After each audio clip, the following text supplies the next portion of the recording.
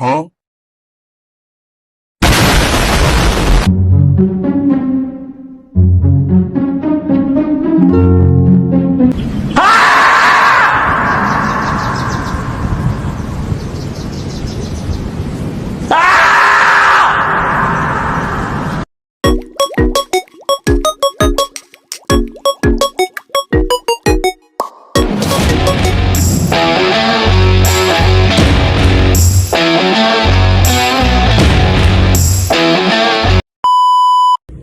Assalamualaikum warahmatullahi wabarakatuh.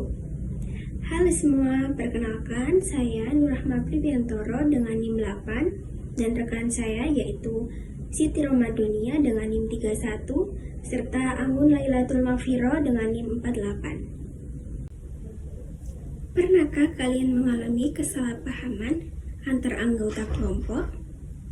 Sepertinya pernah ya, karena setiap kelompok pasti memiliki beberapa konflik. Entah itu dari cara bicara yang kurang tepat, atau penyampaian pendapat yang kurang didengar oleh anggota lainnya. Kami memiliki salah satu contoh kasus tentang komunikasi yang tidak efektif antar anggota kelompok. Mari kita simak dengan baik. A few moments later. Nisa, aku kecewa banget sama kamu. Kamu dari tadi waktu presentasi diam aja. Aku ngerasa semua pekerjaan, semua bebannya tuh di aku.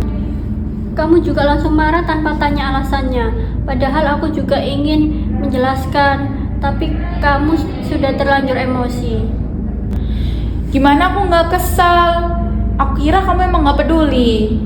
Begitu, aku gugup karena pertama kali presentasi di depan banyak orang. Nah, teman-teman, itu tadi adalah salah satu contoh komunikasi yang tidak efektif antar anggota kelompok, di mana Alia langsung menyimpulkan tanpa mengetahui kebenaran dari Nisa. Sedangkan Nisa, ia tidak mau mengungkapkan apa yang sebenarnya ia rasakan.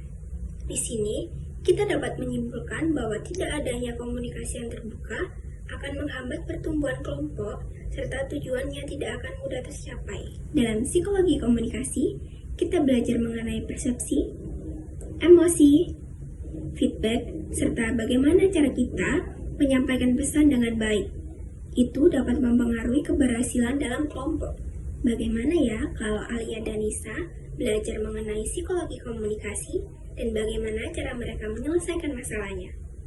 Kita akan menyimaknya dalam adegan berikut ini. Nis, aku jadi ingat perkuliahan kemarin. Sebelum kita menilai orang lain, kita harus lihat sudut pandangnya terlebih dahulu. Maaf ya, aku kemarin terlalu cepat untuk menyimpulkannya. Maaf banget. Aku juga minta maaf karena aku tidak menjelaskan kondisiku. Nanti aku akan lebih terbuka lagi kalau aku sedang mengalami kesulitan. Sekarang aku sadar kalau komunikasi itu bukan hanya berbicara, tapi soal mendengar dan empati. Betul, masalah akan cepat terselesaikan tanpa bertengkar kalau kita saling memahami. Setelah kita dapat mempelajari psikologi komunikasi, kita dapat menyimpulkan bahwa komunikasi bukan sekedar penyampaian pesan, tetapi juga memahami perasaan dan sudut pandang orang lain untuk mencapai tujuan bersama. Kami juga belajar bagaimana caranya mengatasi konflik yang baik dan sehat. Dengan cara yang pertama, komunikasi yang terbuka antar satu sama lain. Yang kedua, menghargai pendapat antar anggota. Yang ketiga, yaitu mengendalikan emosi ketika berdiskusi.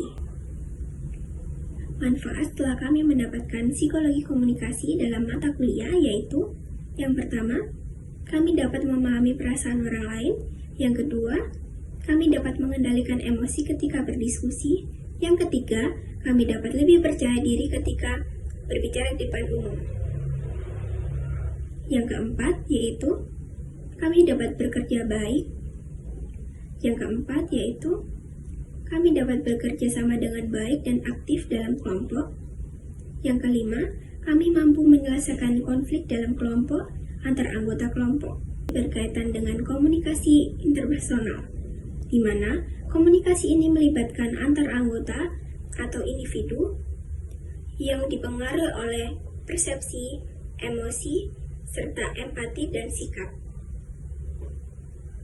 Ketika seseorang mendengarkan dengan aktif dan memahami anggota lainnya atau lawan bicara, maka komunikasi yang terbuka adalah cara yang efektif untuk memahami anggota satu sama lain, serta bagaimana cara kita mengendalikan emosi saat kita berdiskusi dengan mengedepankan tujuan bersama. Itu akan mempengaruhi bagaimana cara kita menyelesaikan konflik dan kita dapat memiliki kelompok yang berhasil.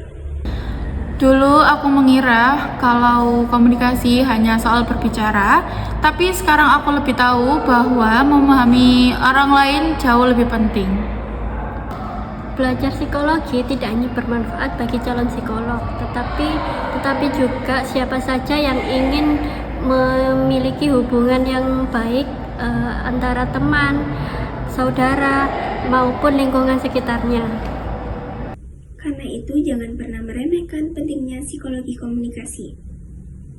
Dengan memahami cara berpikir, emosi, dan perilaku seseorang, kita dapat membangun komunikasi yang lebih sehat, lebih efektif, dan membangun hubungan yang jauh lebih harmonis. Sekian video yang dapat kami paparkan. Apabila ada salah kata maupun ucapan, kami mohon maaf. Wassalamualaikum warahmatullahi wabarakatuh.